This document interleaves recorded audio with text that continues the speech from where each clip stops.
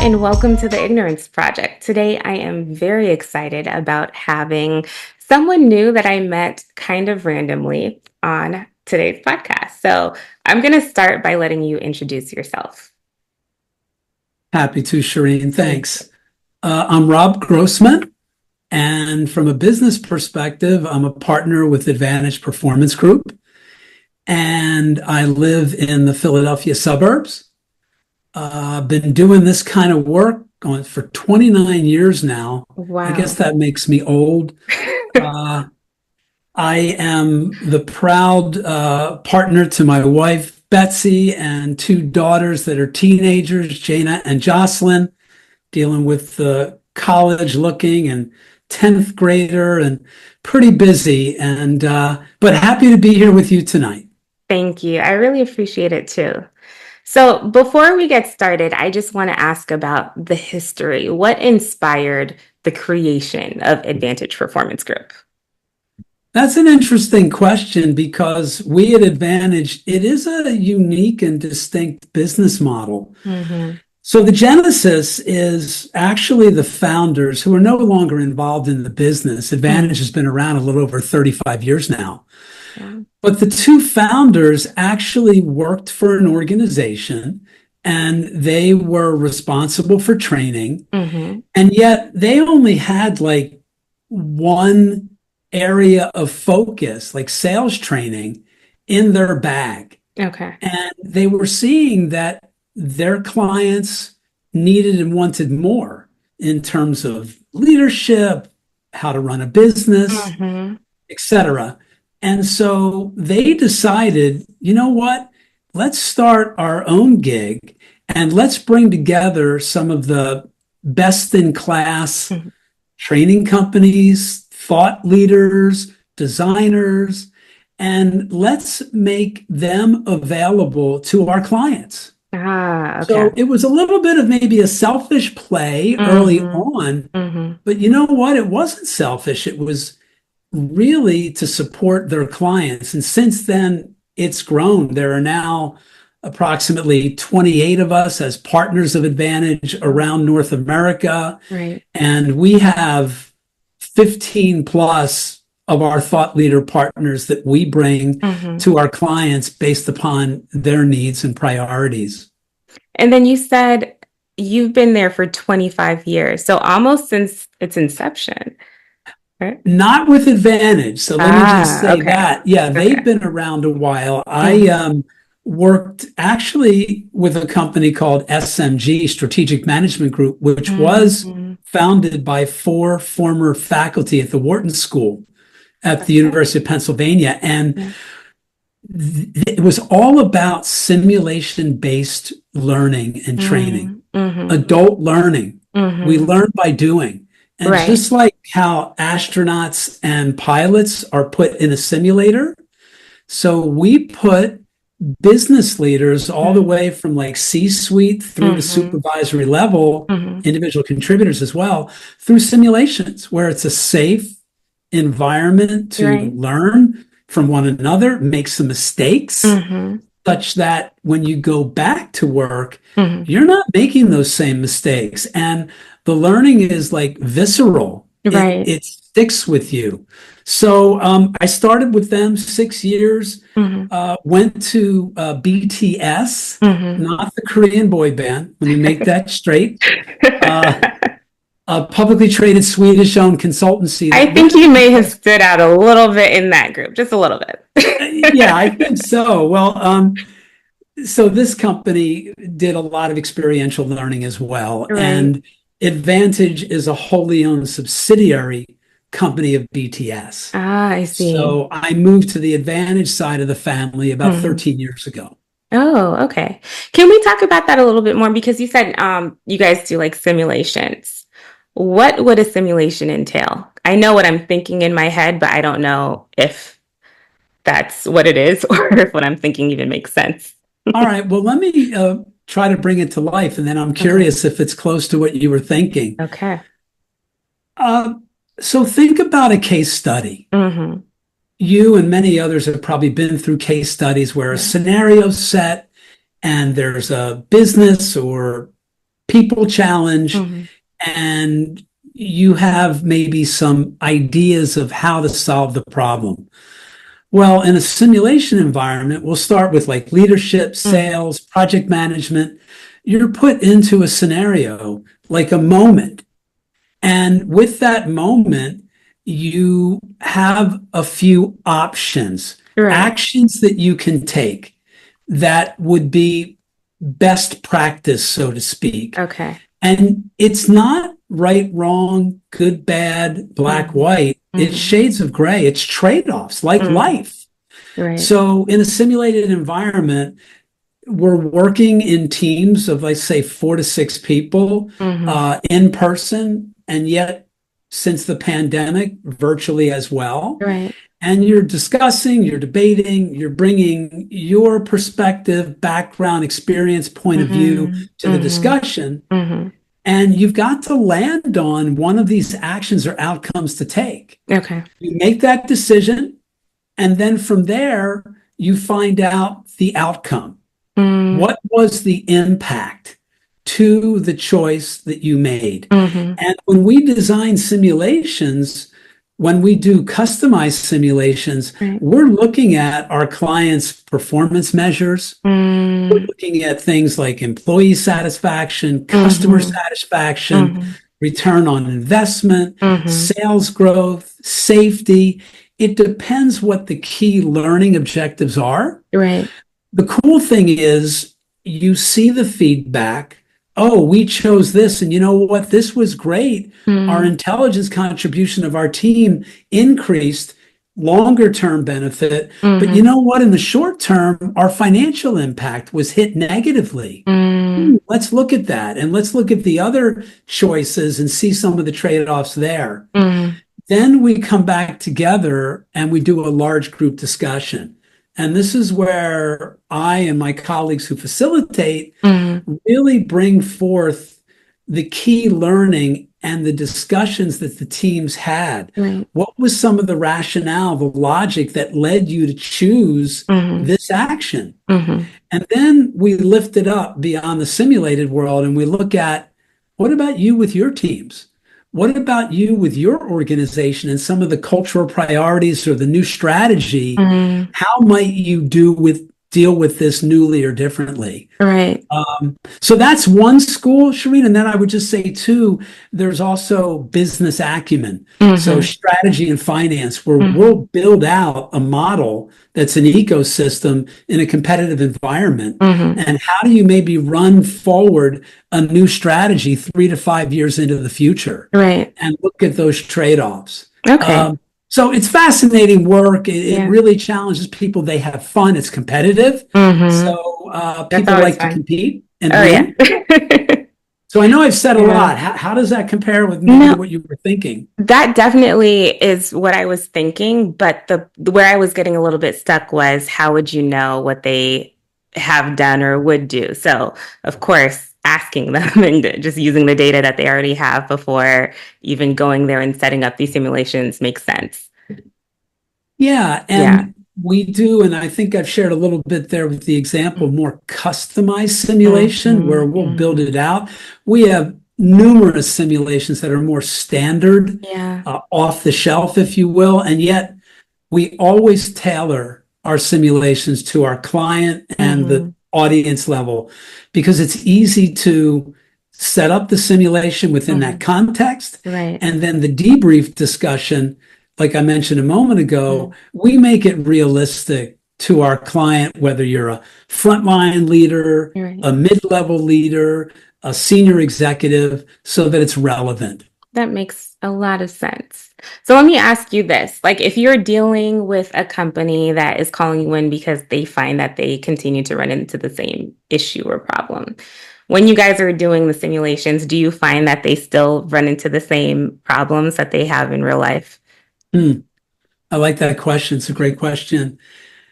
What I've found is it actually brings to life the simulated world, Ah. that which you're challenged by back in the workplace when Mm-hmm. you're leading a team, when Mm-hmm. you're having to give constructive or performance or developmental feedback. Yeah. or when you need to influence and you don't have authority and you're working with a peer across a Mm, matrix. mm-hmm. So it shows itself in the learning environment, in Right, person, right. virtual.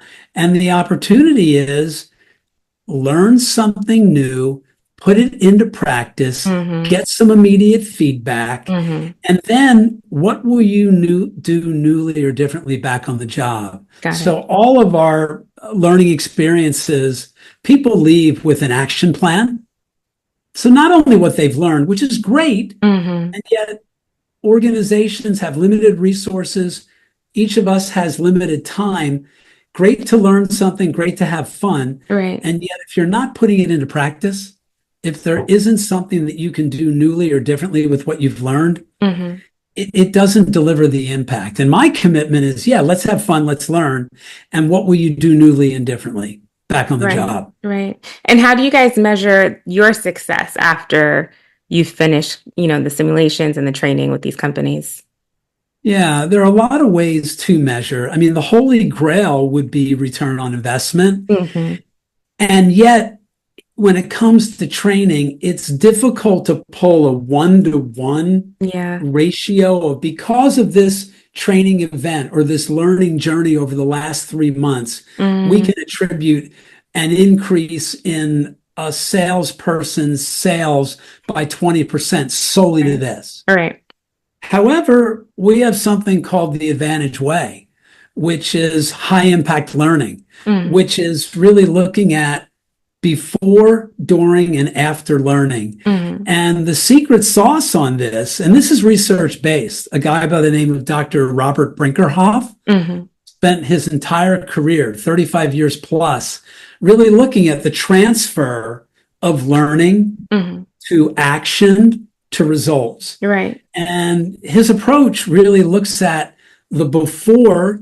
You need to have the learner and their manager Mm, mm, aligned to what's the learning going to be? mm. What does the learner look to accomplish? And a conversation with their manager to really agree upon and align. Yes, this would be really great for you Right. to focus on. And if you could come back with this, that could make a difference with what Mm-hmm. your responsibilities are, your Mm-hmm. performance metrics are, etc. Then the event itself. And most learning professionals at our client organizations, Mm-hmm. and then what we do with our thought leader partners, we spend a great deal of time and energy on that. Mm-hmm. And it's effective and it's fun, and Right. people leave with what they're going to do. The after the learning event, Mm-hmm. back to with your manager. What did you learn? How are you going to put it into play? Mm-hmm. And how can I, as your manager, leader, support you? Maybe remove some obstacles, provide resources. Right. When that before, during, and after occurs, you are far more apt to make an impact. And the Mm-hmm. research has shown it's a bell curve. Mm-hmm. But if you put in the manager piece, knowing what you're doing, measuring afterward, it's an 88% return in terms of your investment. And the Wow. interesting thing is that the pivot point Mm-hmm. is the manager involvement. And that pivot point's like 50%. Really? Yeah. Wow. Okay. Yeah. So as much as we share that with our Mm-hmm. clients, Mm-hmm. leaders are busy. And Mm-hmm. so to get that level of commitment can take something. And Mm-hmm. candidly, not all of our clients are able to do that or maybe even interested in doing that Right. because they just can't get maybe the attention of these people managers to have that level Mm-hmm. of commitment. Mm-hmm. And yet it's not a lot of time. And it It's pays not a off lot of in the their long time. run, right? Totally pays off. Absolutely. And yet there needs to be the culture Yeah. for Yeah. learning, for Right. performance improvement, Mm-hmm. for organizations to make that kind of investment. Mm-hmm. Well, so you said something that brought me back to how I met you originally, and you talked about influence. So Yes. I met you after I was actually in a workshop for work about influence and how to influence. And I have to say, it's very rare that I go to the person that conducted a workshop after to let them know how much I enjoyed what they showed us and what they taught us. So thank you so much. Yeah, you guys gave me this new perspective on influence because I think when you are someone trying to influence, there can be a lot of passion behind what you want the other person to take from what you're saying or what you want them to do after what you're saying. But the way that you guys kind of broke down the concept of influence and also how to influence really kind of made me or whoever the influencer is, but in this case it's me, right? Take a step back and say, maybe I need to have these things ready before I go and have a conversation with someone saying, "Oh, I think you need to do this. I think you should take this approach." And understanding that it just makes all of you better at the end of the day. Specifically, I know I feel like I'm talking on and on, but specifically when you guys talked about bringing, like taking emotion out of a compelling argument, and that's what makes it credible, along with having like stats and data, right, to back it up. Because we can always Yeah, say, oh, we think that this would be best, but why? How am I selling you on the reasoning behind why it will be best? And also, like, what do I have to prove why it's going to be better? yeah. Yeah. I'm so glad that you took that away. And I think what you're speaking to is very powerful. And let me just set a little context for your listeners. Um, so, what you had an overview of and had a chance to experience a bit Mhm. was our program Influence Inside by our thought leader partner at Ocean Beach Consulting. Mhm. And it's research based by Mhm. a gentleman by the name of Jay Conger, who wrote a book in the 90s, Win 'em Over. And at the time, it was about persuasion and really, Right. I think more for salespeople. And what our thought leader partner at Ocean Beach did, Kelly Dozois, Mhm. was really make this real for business leaders. Mhm. And in today's day and age, with matrix organizations, the top down is flattening out. Mhm. How do you do more with less? How do you influence across? And so, to your point, you're talking about compelling position and evidence. And Mhm. what I find with our clients, and I'm sure your listeners know this, the PowerPoint decks are well created. We spend a lot of time on that. Yes. We go through our pitch and practice. Mhm. We have our Excel spreadsheets and our data and our analysis. Mhm. And, the facts and the data, they are important. Right. However, research shows, and this is neuroscience, that visual imagery, Mhm. narrative, Mhm. stories, metaphors, Mhm. pictures, they have a stickiness to them. You're right. And why is that? Because the brain is firing up more oxytocin, that sort of cuddle hormone that makes us Mhm. feel connected. Mhm. And so when you can marry up and bring to life your data, your facts in Mhm. a story, it's memorable, it's impactful. And you also mentioned, Shireen, something about like the emotional side. Right. Well, to connect emotionally is essential. And I sometimes work with clients, engineers, scientists, researchers. Mhm. What do you mean emotion? I'm like, well, what I mean is we're all human. And are we connecting our message to Mhm. that which is pleasurable to people, Mhm. that which avoids something that's painful? You're right. And what about something that's purposeful? Mhm. So when we can combine or attach our message in a non-manipulative way, completely, Mhm. in a way that's inspiring and enlivening for Mhm. our stakeholder, you can be more effective. And the Absolutely. other thing too, Shireen, that I'm curious if you walked away with this, Yeah. in the framework that we've got, know your stakeholder is in the middle of it. Mm-hmm. It truly is an outside in perspective. Mm-hmm. We have to understand our stakeholders so well so that we can tailor our message specifically to what's important to them, Mm-hmm. how they like to be communicated with.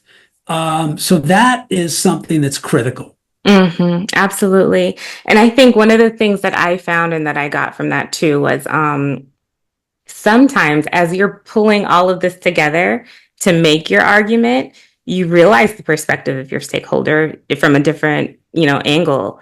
And you realize why, oh, that's why they may not want to move forward that way. And it helps you even come up with a better solution for how you can improve what you're working on or take a different approach.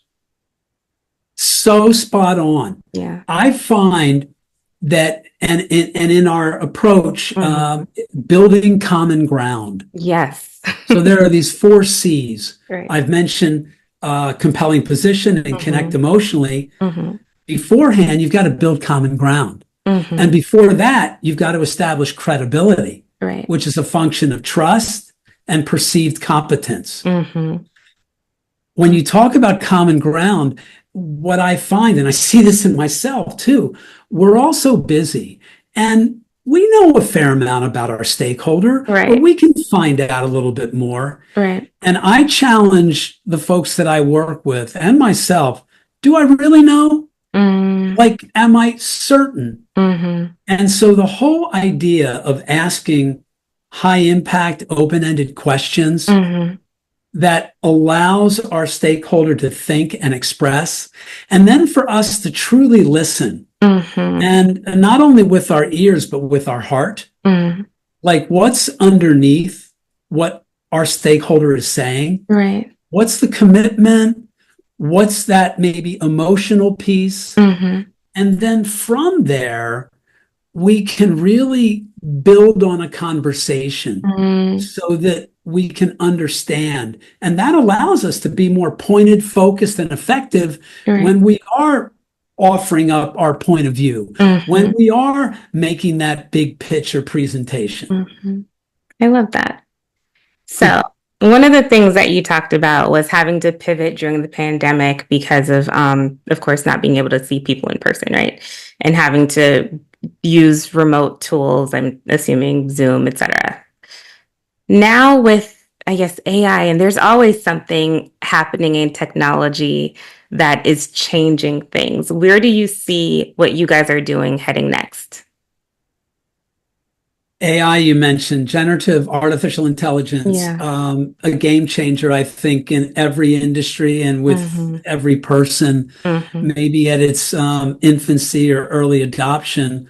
I think it's going to change everything. Yeah. And yet, maybe not the way that some people are thinking, like, oh my goodness, why are we going to need people? Or thought leaders are going to be replaced, Mm-hmm. or people that are working more in the domain of maybe non-physical labor.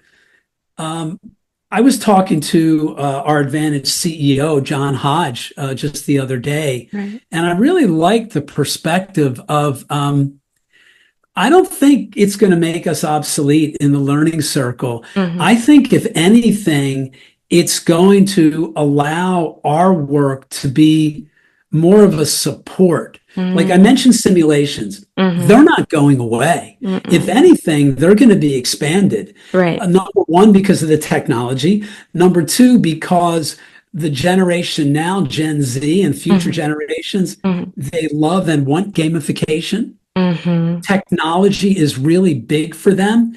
So I think we're going to be able to provide through AI almost that like credible coach, Mm. the coach on the side Right. that can be there real time, that can be there just in time, that can reinforce and support messages around learning, Mm-hmm. and the ability to help build habits. You Mm. know, one of our thought leader partners, First 90, they have this tool where in an app form, you get a daily reminder, 5 to 10 minutes of learning, Yeah. putting it into action, Yeah. having a scoreboard, having a social vehicle, Mm-hmm. allowing the manager to look at what you've done and what you've learned. Mm-hmm. Um, the ability to, after a meeting, so when executive teams get together, when there are national or global Salesforce meetings and people Mm-hmm. come together, big investment, the travel and lodging and food in and of itself. Yeah. But hiring companies to do that, messaging is important. And yet, what are folks doing differently? So Mm-hmm. I see with AI the ability to reinforce a message, Mm-hmm. carry it forward Mm-hmm. into actions, habits, and then back to your earlier point and our conversation around measurable results. Right.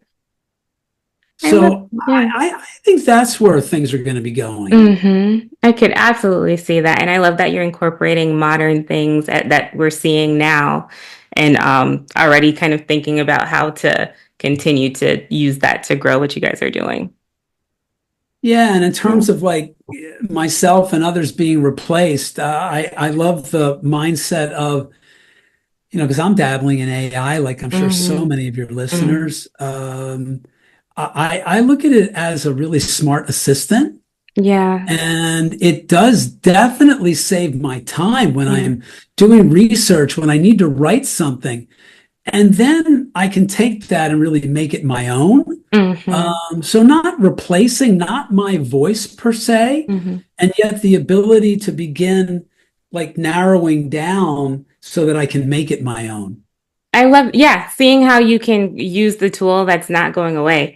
It's not going anywhere. So how can we use it to help us get to the next step, right? Totally. Absolutely. Yeah. Well, I want to say thank you so much for agreeing to have this discussion with me. I think it's going to be great for our listeners. And can you let us know how we can reach you?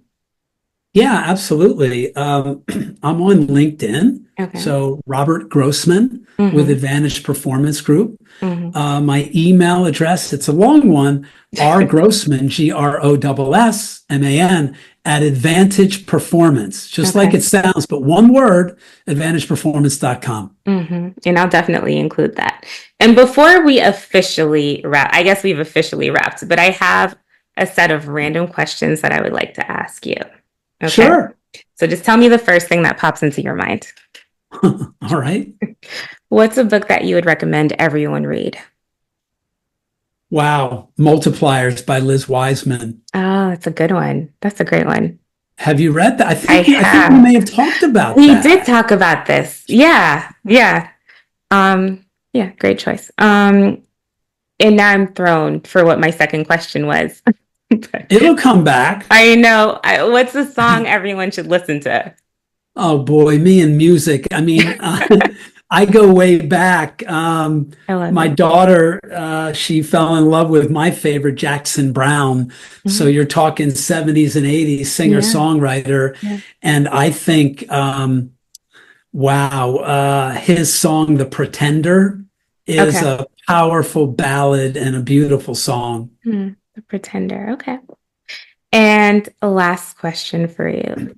What's a piece of advice that that you've received from your mother, father, mentor that Hmm. you take with you to this day?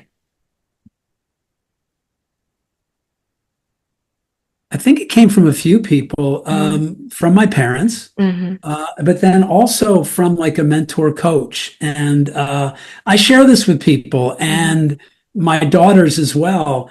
I like to use the metaphor of the hand, and there are two sides to the hand. Right. And when we are faced with something that is a challenge, Hmm. like, wow, I've never done this. Like, I remember my first meeting with a CEO Yeah. earlier in my career. I was really scared and nervous. So that's one side of the hand. Hmm.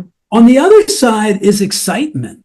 Mm. And what I've found is, and I think to your question, they live together. You Right. can't have one without the other. Right. The opportunity is to not be stopped by the Mm. anxiety or fear because Hmm. it's natural. it's just natural. It's what it is to be human until we really maybe get it and have confidence. Right. So know that's there and lean on the excitement. And if you Mm. step through that, you're going to have an accomplishment, a Mhm. breakthrough, a Mhm. memory, and probably a result that you might not have thought possible. Right. I like that. Thank you. That's going to stick with me for sure. You're welcome. Thanks for the question. You Yeah. ask great questions. Oh, thank you. All right, everyone. Well, thank you so much for taking time to listen or to watch the Ignorance Project. We hope you leave enlightened.